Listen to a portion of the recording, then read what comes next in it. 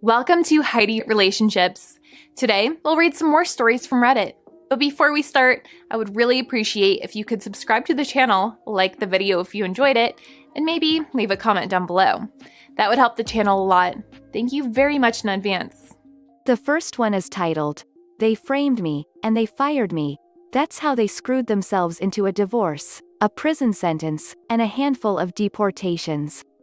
I used to work at an upscale restaurant owned by a large corporate entity that owns several different restaurant brands. I worked there for about 3.5 years before they eventually fired me, but more about that later.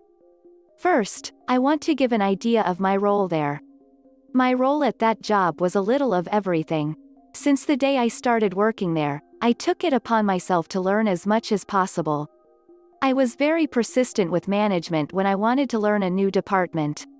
I had started as a server, but eventually had worked my way into different departments and job titles, like carry-out, hosting, bartending, bar backing, banquets, catering, and deliveries.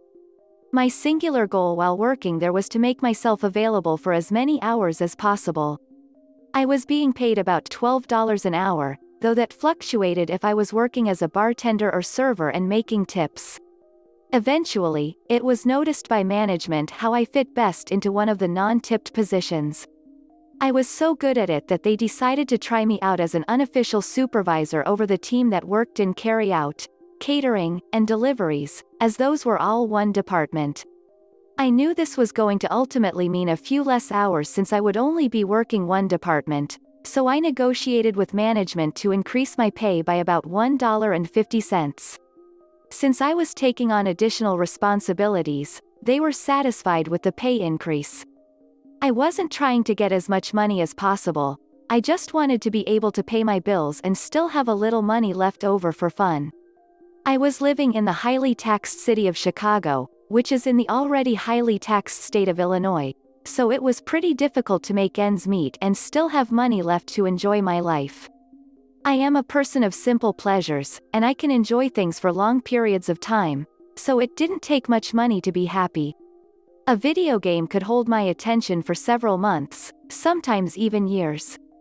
I had a family pet that I had brought with me to Chicago, so that counted as an extra expense. Not long after I started this position as the unofficial supervisor, I got a girlfriend, so I was also going out more often and spending money on her. With my position and some smart budgeting, I was able to afford all of this. The money wasn't an issue, but management had a high turnover rate, so the incoming managers often did not know what the department entailed or how important hours were to workers of these departments. Eventually, it was noted that our current general manager was going to be fired and replaced. The incoming general manager was supposed to be some rock star when it came to improving restaurants. We looked up his name and found him as the first search result on Google. But the entry wasn't some glowing review of his work ethic or of his impeccable ability to improve the way a restaurant runs. It was actually a mugshot and a police report filed for repeated domestic abuse. This is important later, we'll call him Harvey. Shortly after Harvey came in and started making changes, one of our best managers gave her resignation. She refused to work with him, and like a ducking oracle, told us to expect lots of sexual harassment, misogynistic comments, and for him to eventually run this place into the ground. Not long after she left, our general manager began replacing our current managers with hand-picked people that he had worked with in the past. Eventually all but one manager was replaced. That manager was the kitchen manager. We will call him Fredo. Fredo had been there since I had started working there. He seemed to be something of a chameleon, as in his values and ethics seemed to change depending on who his boss was. Honestly, I sort of applaud his survival instincts, but ultimately see him as a suck-up and traitor. Harvey never really replaced the manager for our department, so we ran without a lot of oversight. Unless you count me as the supervisor, we didn't constantly have someone breathing down our necks about how things should be done. Our department had some hiccups here and there, but it still ran really smoothly. Since we did not have our own manager, we often had to radio for a manager to come help us out on things that needed a manager card for approval. Fredo would always be the one to answer these calls since the kitchen was closest to our department. Over time, the new team of managers started to see Fredo as the manager of our department as well. However, the hourly team that worked there still saw me as their supervisor. This meant that any time Fredo was trying to make changes that would ultimately hurt us, the team relied on me to mitigate those disasters or to negotiate with Fredo to let us do our jobs the way we had already proven worked really well. Over several months, Fredo and I would butt heads dozens of times. He and I were constantly arguing about how important hours were to the workers in this department. He had it in his head that we should be living off of tips like servers, but since most of our orders were carry-out, they came in through Grubhub, and Grubhub doesn't tip. We didn't have a lot of deliveries in a day, and the tips we got from those were maybe $10 if we were lucky. But splitting $10 four ways doesn't add up to a lot. It just showed that Fredo had no clue what he was talking about.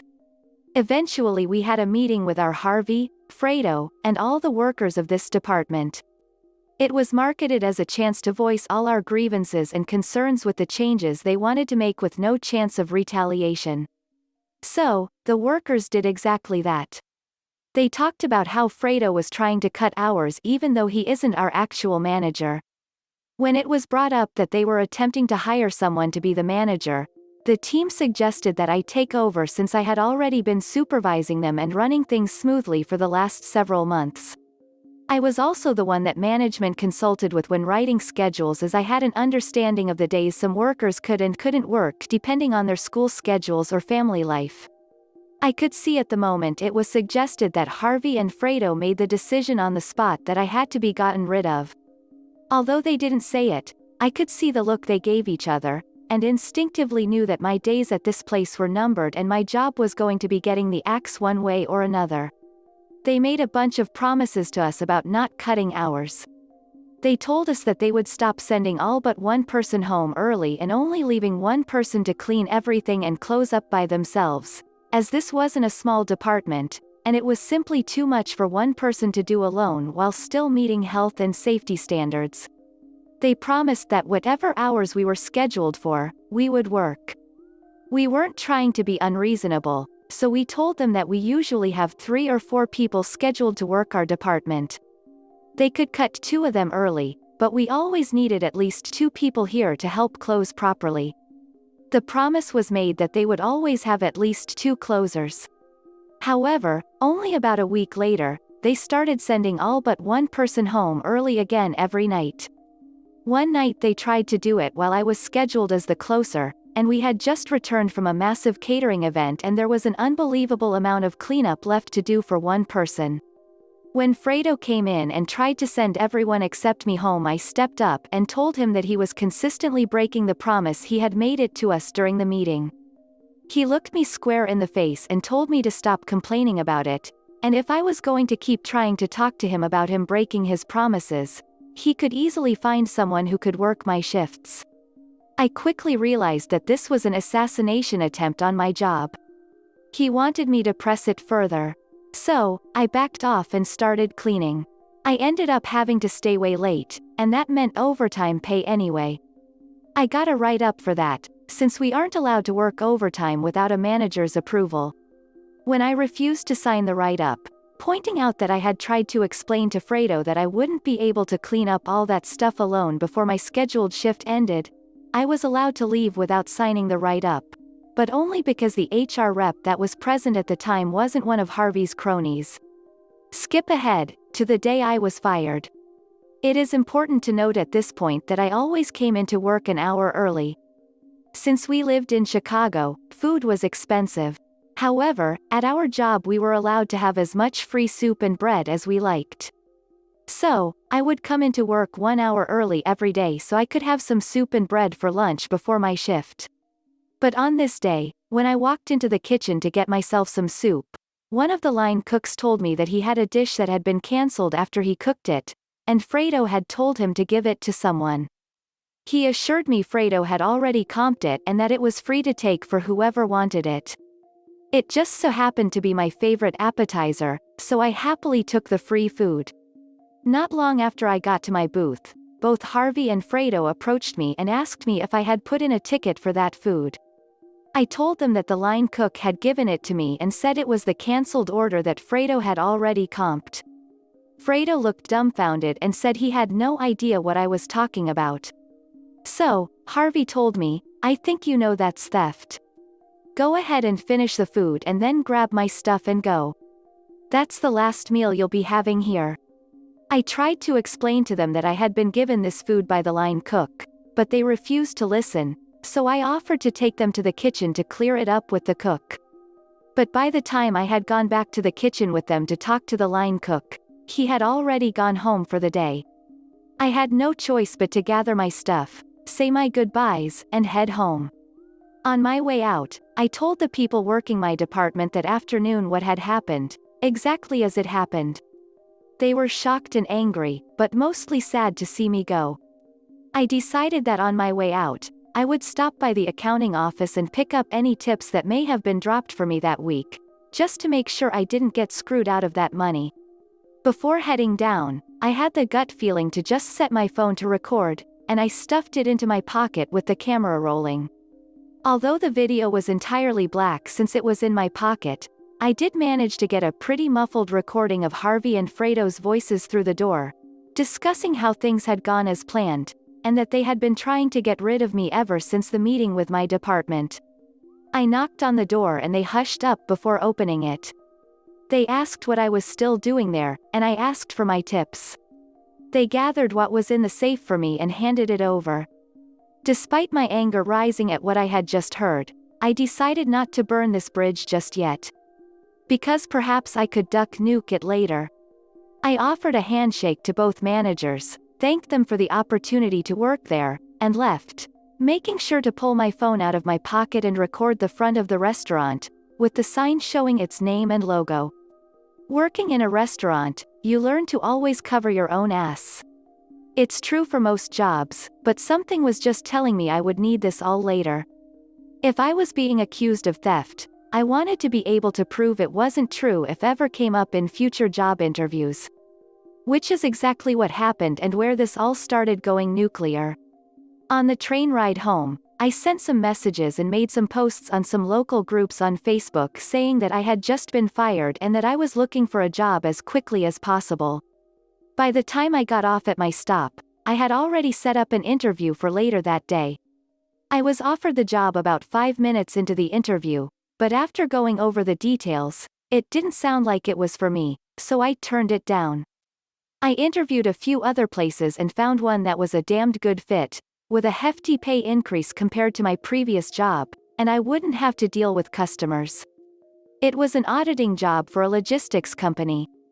However, during the interview with the manager of this job, he mentioned he had already called my previous place of employment and spoken with the general manager, Harvey. Harvey had told him that I had even fired for theft. Luckily for me, the manager I was interviewing with asked me to tell him more about that, and he was willing to let me pull out my phone and find the recording. I asked if the voice in the video was the same as the one he spoke on the phone with. It was. That was confirmation enough for him that I hadn't made a fake video.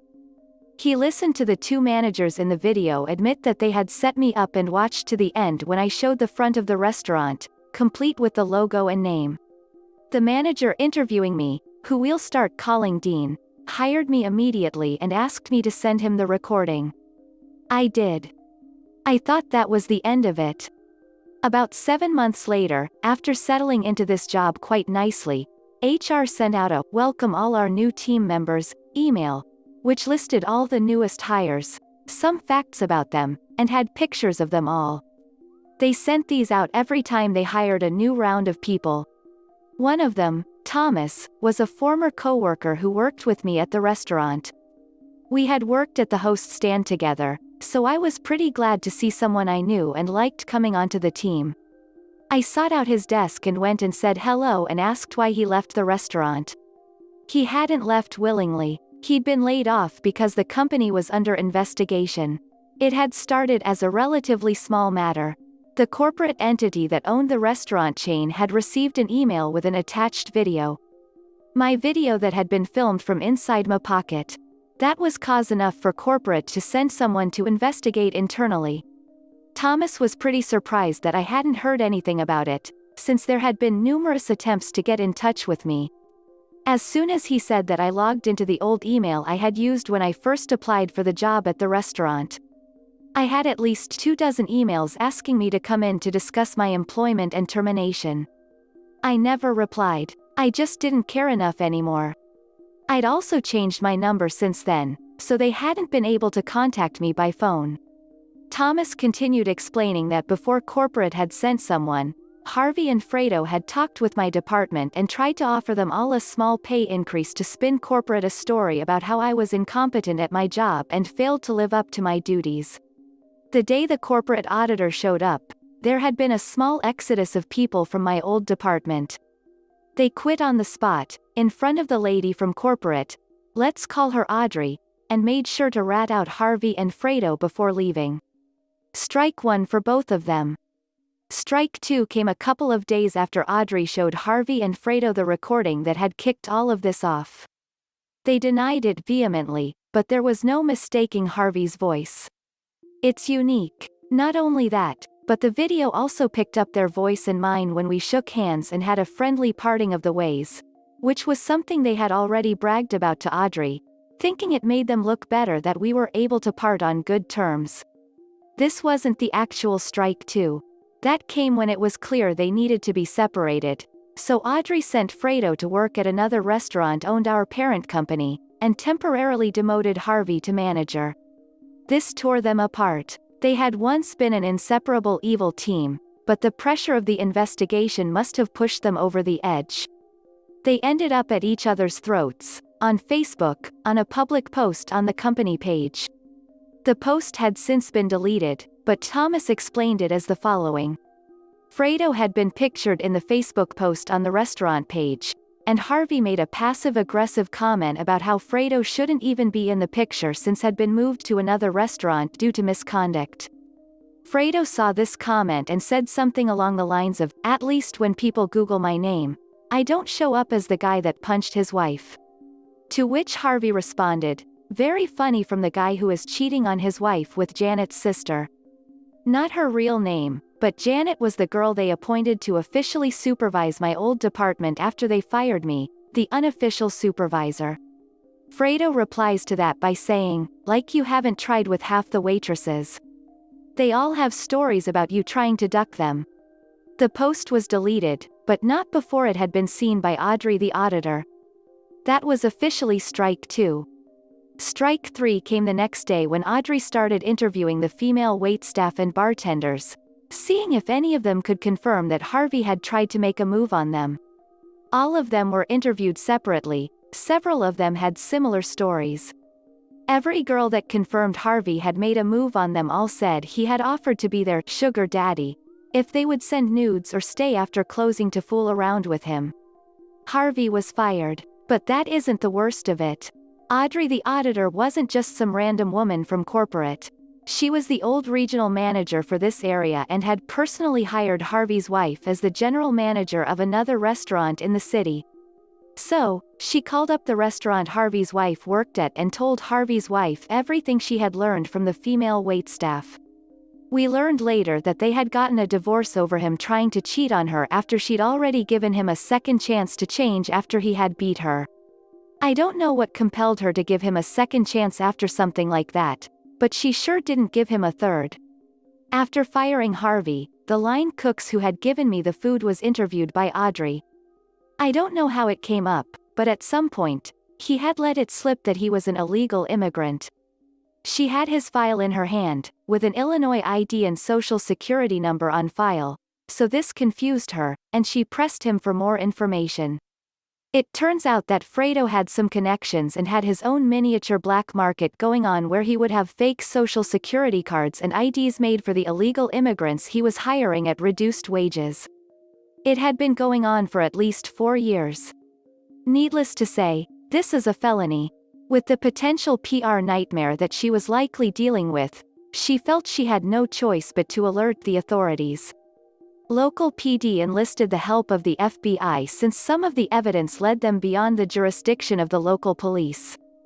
Fredo was arrested, and quickly gave up the names of the people working that he had sold social security cards and IDs to.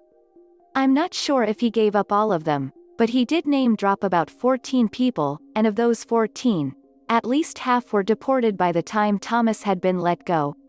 One of them was the line cook that had given me the food the day I was fired.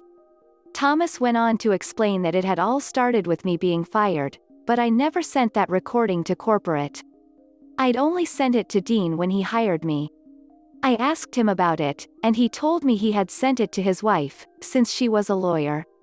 He wanted to see if I had a case to maybe sue my old job, since what they had done was wrong. But he also remembered that when we had first talked about it, I had said I'm not the type of person who would try to make millions off an entire company because of the mistakes of two buttholes. But I'd also said that it would be pretty sweet to see them lose their jobs too. So, his wife had been the one that sent it to the legal team at the corporate HQ of my old restaurant job. My boss showed it to his wife, who forwarded it to the real head honchos of my old job. They were both just trying to get two scumbags fired for what they did to me, but ended up pulling a thread so long that it didn't end until there were sexual harassment accusations, revelations about managers cheating on their wives with girls related to people they had placed in positions of authority, a divorce, mass layoffs pending investigations, a staff overhaul, an FBI investigation into what could be considered black market dealings of falsified government-issued documents, and at least a half-dozen deportations and probably as many as 14. This is the end of the video. I hope you enjoyed the relationship stories. Please don't forget to subscribe to the channel, like the video and write a comment. I really appreciate your support and it helps my channel so much. Thank you.